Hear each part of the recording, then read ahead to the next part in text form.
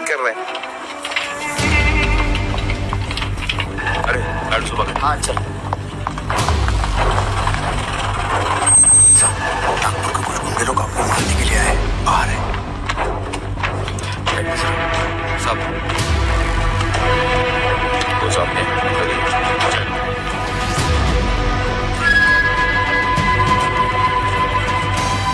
मैं नायडू, बाल ठाकरे तुम ही हो? हाँ तो बात करनी कर तो रहे। या नहीं? बाहर बाहर की तेरी बारात है।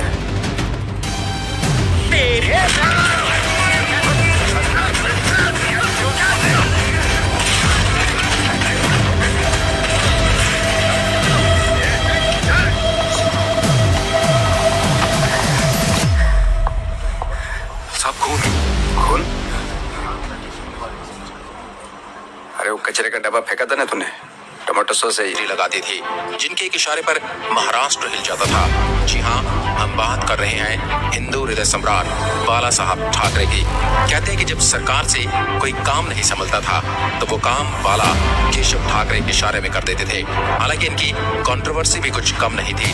आपको बता दें कि बाला साहब ठाकरे सबसे पहले कार्टूनिस्ट थे। इनकी ड्राइंग बहुत सुंदर थी। बाल ठाकरे महाराष्ट्र के वो नेता थे जिन्होंने शिवसेना की स्थापना की। उनके नाम की प्रदेश भर में तूती बोलती थी। महाराष्ट्र की राजनीति में उनका एक अलग ही स्थान था। 23 जनवरी 1927 को पुणे में बाल केशव ठाकरे का जन्म हुआ था। इनके पिता का नाम केशव सीताराम ठाकरे, माताजी का नाम रमाबाई था। इसके बाद पूरा परिवार मुंबई के पास भिवंडी आ गया। सन 1992 में बाबरी मस्जिद ढहा दी गई तो बाल ठाकरे आपकी अदालत शो में आए हुए थे। जब उनसे पूछा गया, सुना है कि काम शिव सैनिकों ने किया था, तो बोले यदि ये काम शिव सैनिकों ने किया तो यह गर्व की बात है। बात है सन 1990 के आसपास की। कश्मीर में इस्लामी आतंकवाद चरम पर था। कश्मीरी पंडितों को भगाया जा रहा था।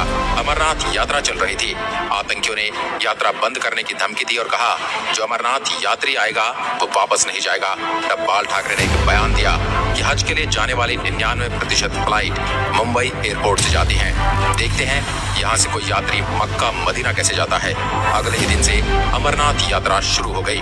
बाल ठाकरे को हिंदू हृदय सम्राट कहा जाता था।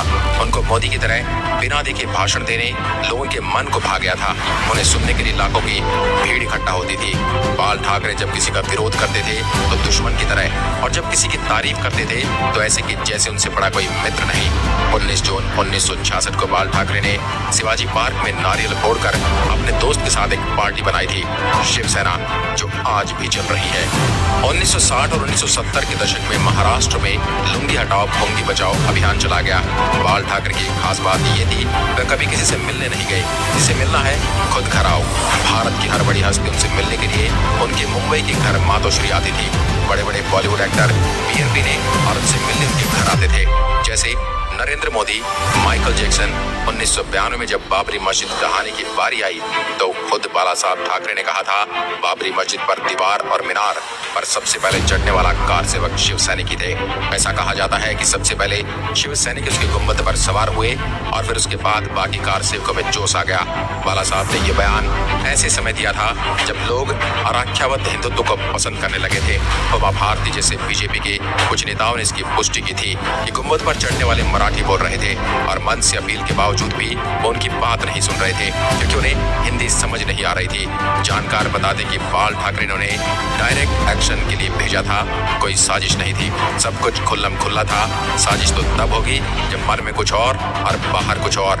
बाला साहब ठाकरे ने कहा था कि ढांचा ढहाया जाने के दौरान कुछ सैनिकों की मौत हो गई थी और उन्हें उन पर गर्व है। उस वक्त अशोक सिंघल जैसे बीजेपी के नेता ने कहा था कि बाला साहब में साहस नहीं था, इस वजह से वो 1992 में अयोध्या नहीं आए। इस पर बाला साहब ने पार्टी के मुखिया पत्र में कहा था राम मंदिर के लिए आंदोलन सभी हिंदुओं का आंदोलन है। मैंने कहा कि सारी हिंदू पार्टियां और संगठन अपने बैनर किनारे रख दें और एक भगवा झंडे के तले एकजुट हो जाएं। ऐसा हो नहीं सका, इसलिए मैं अयोध्या नहीं गया। दरअसल बाला साहब सीधी बात करते थे और शिव सैनिकों को भी सीधी कार्रवाई करना सिखाते थे। अयोध्या में राम मंदिर से लेकर हिंदुत्व की ऐसी ही तेवर की वजह से शिवसेना का उदय महाराष्ट्र में तेजी से हुआ। लेकिन आज बीजेपी से सनातनी के बाद उद्धव की कमान में शिवसेना अक्सर मुद्दों से भटकती दिखती है।